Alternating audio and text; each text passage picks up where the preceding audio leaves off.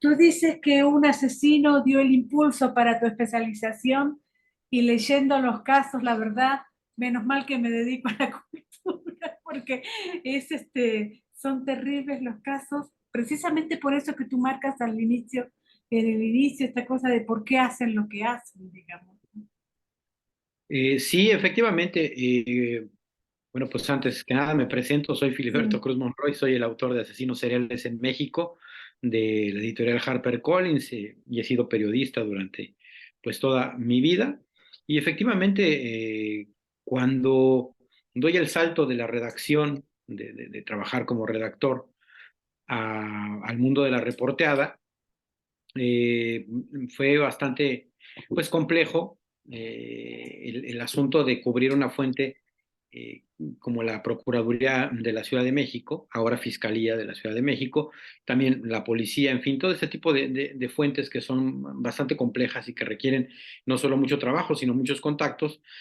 Y fue Y mucho precisamente... análisis también, perdón que te interrumpa, mucho análisis también, ¿no? Porque a la hora del, tú dices en un momento, no tenía nada para hacer y de pronto me vino como este caso y entonces saqué una crónica y ahí empezó todo, pero es un poco de suerte Ujú. también, ¿no?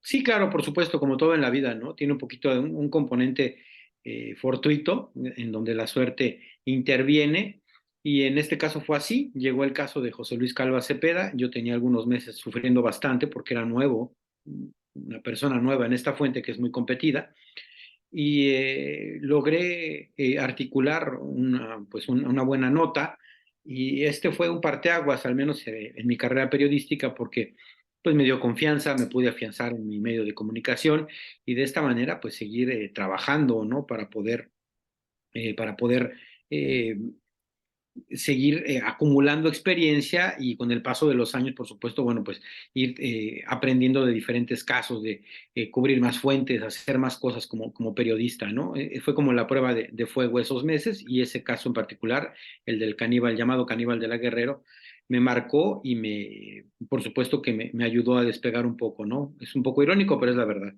Ajá. Tú relatas cada caso, lo relatas al principio con una verdad conmovedora, pero también pensaba yo que México, a pesar de todos los récords que tenemos, no es un país que tenga tantos asesinos seriales. Si uno va a Estados Unidos o va a Inglaterra, encuentra muchísimos, ¿verdad? ¿O qué dirías tú? Ujú. No, yo creo que todos los países tienen, precisamente ese es uno de los puntos Ajá, que que cuando hablaba yo con mi editor, con Edgar Kraus, sí, eh, encontramos que había un vacío en ese sentido, porque los casos están, el problema es que no estaban enumerados ni ajá. articulados de manera congruente, y de manera periodística en un solo tomo, y ese es Ujú. el gran tema. En todos los países, cuando ya te pones a investigar, te vas a dar cuenta que en todos hay, y en una proporción enorme. El tema es que no se han hecho a veces estos ejercicios porque no hay una cultura como en Estados Unidos o como en Inglaterra, en donde es un tema que verdaderamente les apasiona, y no Claro. solo hay libros y libros, sino que hay programas de YouTube, películas, Sí. series, en fin, hay una cantidad enorme de información, y eso no ocurre en los países latinoamericanos, aunque los asesinos seriales ahí están, solamente que nadie se ha tomado, creo que, el tiempo de sentarse y hacer este ejercicio de manera seria, y creo que en México pues al menos era un pendiente, que alguien tenía que hacerlo, y bueno, tratamos de hacerlo de los años 80 a la fecha, más o menos, ¿no? Los asesinos seriales toman a sus víctimas como cosas.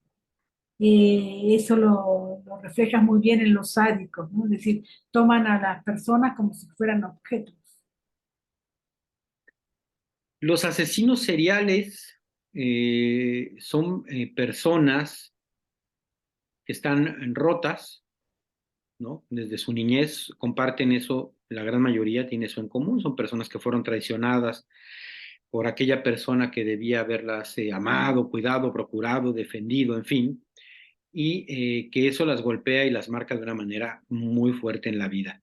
Y eso aunado a un factor, a un componente social seguramente, y algunos otros componentes que aún no entendemos o no alcanzamos a comprender, que pudieran ser componentes de tipo fisiológico, ¿no? Quizás químico, inclusive hasta genéticos, detonan la conducta homicida, porque evidentemente no todas las personas que tuvieron una niñez complicada o jodida se convierten en asesinos seriales. Y hay aquí.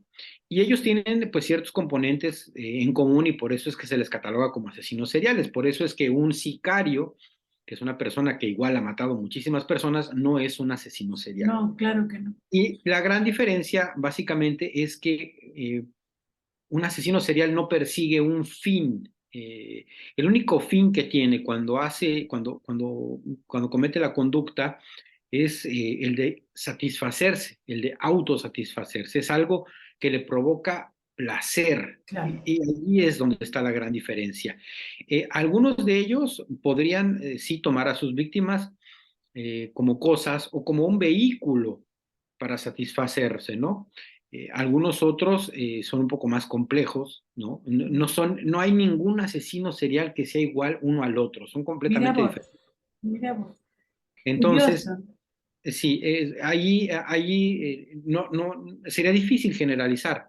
Yo creo que había Ujú. que entrar en todo caso al análisis de cada uno de ellos y hablar un poco más de cada uno de estos casos, ¿no? Pero sí, comparten estas características y bueno, pues por eso aquí yo, siempre a la gente cuando me pregunta de qué va el libro, bueno, pues yo lo que les comento es que para mí esto es un libro de amor y es un libro de amor porque del amor que nos dan en nuestra casa de pequeños, del desamor que tengamos o de un amor un poco extraño o torcido que nos dieran, es el resultado, ¿no? De lo que nos acabamos convirtiendo cuando somos adultos, en lo que ahora es Mónica, o en lo que ahora es Filiberto, o en lo que ahora puede ser uno de estos personajes, ¿no? Entonces, para mí es un libro de amor y es un libro que nos debe de motivar a todos, absolutamente a todos, a reflexionar y a entender que el tema de los asesinos seriales y de la violencia en general en el mundo en el que vivimos es un tema en el que tenemos una responsabilidad absolutamente todos los integrantes pues, de esta sociedad y que hasta que no nos demos cuenta y entendamos que nosotros desde nuestra casa, desde nuestros barrios, colonias, podemos hacer algo para ayudar, pues esto no va a mejorar, ¿no? Y el ejemplo es muy claro. Por ejemplo, si alguno de estos asesinos seriales de pequeños que les falló la familia, ¿no? Porque, bueno, pues tienen fallos en la familia, quizás hubieran sido apoyados por alguien de la colonia, ¿no? Del barrio, alguien que los hubiera cobijado, muy probablemente no hubieran acabado en donde acabaron.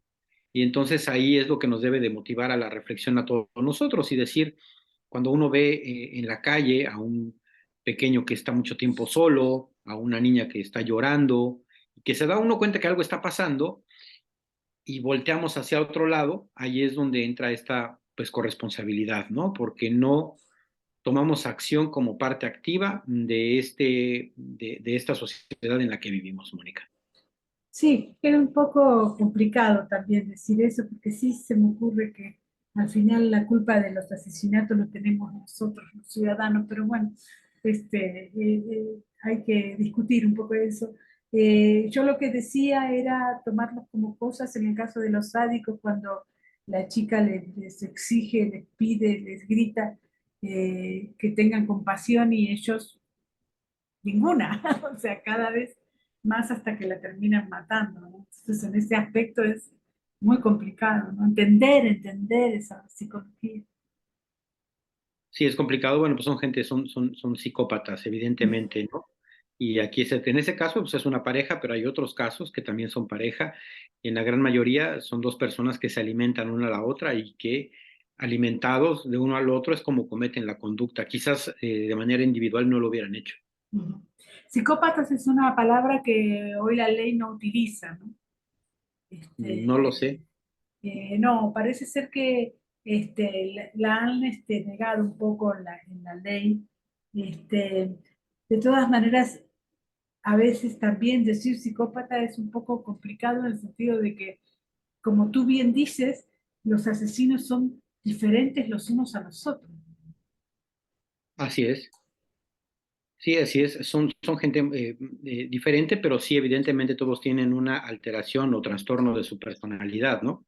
Ujú, Eh, Todos son narcisistas, esa es una parte importante de la ujú, psicopatía, eh, y evidentemente presentan pues problemas de conducta, ¿no? Y ahí es donde podríamos hablar de que la gran mayoría de ellos o todos son gente que tiene pues alguna psicopatía, no tienen algún problema evidentemente. ¿Qué lo generó ese problema? Yo creo que ahí es el caso de cada uno, es diferente, es muy ujú. distinto. Y el detonante o lo que detona la conducta homicida también es completamente distinto en cada uno de los casos.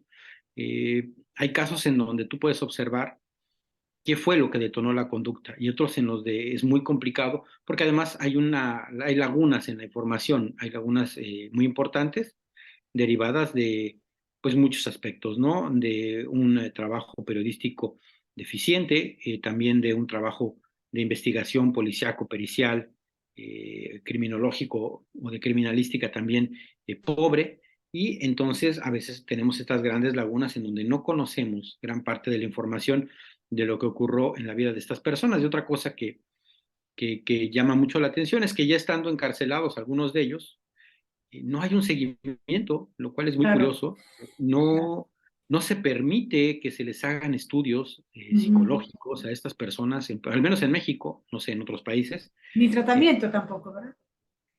no sé si tratamiento, pero al menos que se les investigue, que se pueda trabajar con ellos y Ujú, entender un poco qué fue lo que pasó, documentar bien su vida, y no ocurre. En este momento ujú, está en prisión Andrés Mendoza Celis, el caníbal de Atizapán, y bueno, pues no hay nadie que lo esté investigando, que esté estudiando su caso, que esté hablando con él, ¿no? Y debería de ser una prioridad también. Yo creo que sería importante hacerlo, pero bueno, al final del día esto no ocurre y no sabemos por qué. Y sí es complicado a veces, pero te digo, hay casos en donde sí se nota. Por ejemplo, en el caso de Juana Barraza Samperio, me sí, gusta mucho utilizar este caso como ejemplo. el de la mata viejita. Exactamente, Juana Barraza es una mujer que nace en una familia pues muy pobre, pero el problema no era la pobreza, el problema es que la madre la prostituía desde muy chica y al final acabó vendiéndola, cambiándola por unas cervezas a los 13 años de edad a un señor que la violó y que a la postre pues, se tuvo que casar con él y con el que tuvo hijos. Imagínate cómo te marca eso si tú tienes 13 años, eres una niña, porque a los 13 años eres una niña, y tu mamá te vende, ¿no? Por unas cervezas. Sin embargo, Juana Barraza no empezó a matar allí.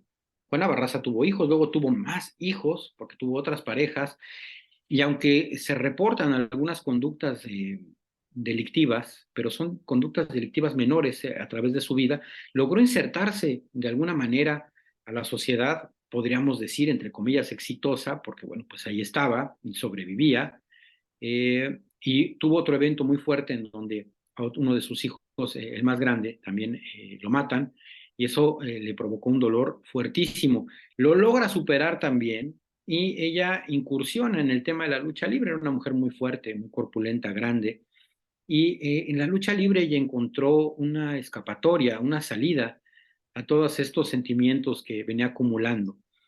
Y un día ella tuvo una mala caída, acude al doctor y el doctor le informa pues que no quedó bien de la columna y que si vuelve a luchar y vuelve a tener algún pequeño accidente va a quedar paralítica.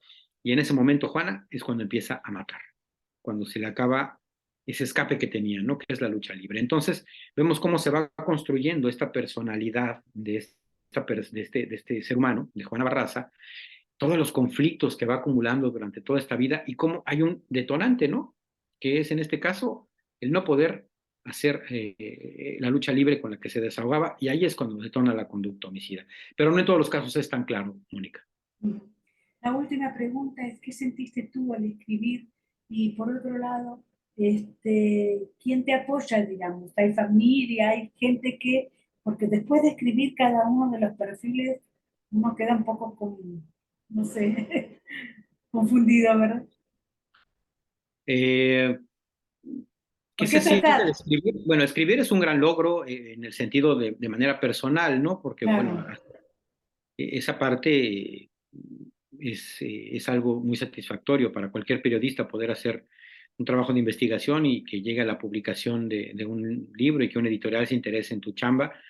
Eso es relevante, ¿no? En el tema de la contención, bueno, evidentemente no es que yo escribí el libro y fue los primeros textos que hice en mi vida que estaban vinculados con este tipo de temas. Yo empecé muy joven en la nota policíaca, entonces he hecho infinidad de textos que tienen que ver con estos temas. Ujú. ¿Cómo procesa cada uno de los individuos este tipo de información? Bueno, ese ya es un tema de carácter muy, muy personal. No Claro. sé cómo lo haga todo mundo.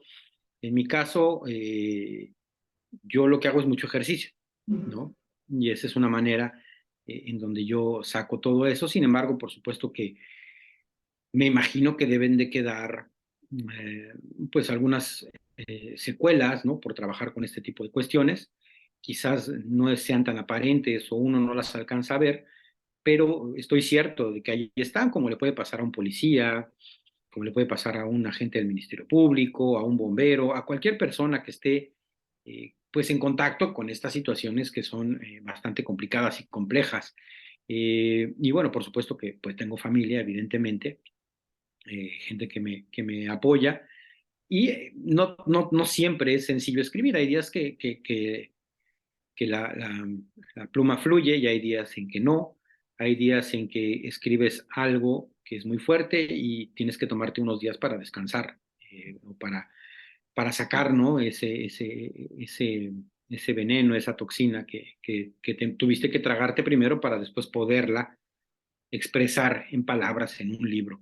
Pero no hay creo que no existe una sola manera o no existe una fórmula, ¿no? Una única fórmula, sino varias fórmulas y yo creo que de ahí nos vamos a llegando y nos vamos apoyando y así es como creo que funciona más o menos este tema. Muy bien y felicidades por tu libro, es realmente valioso. Te agradezco mucho, Mónica.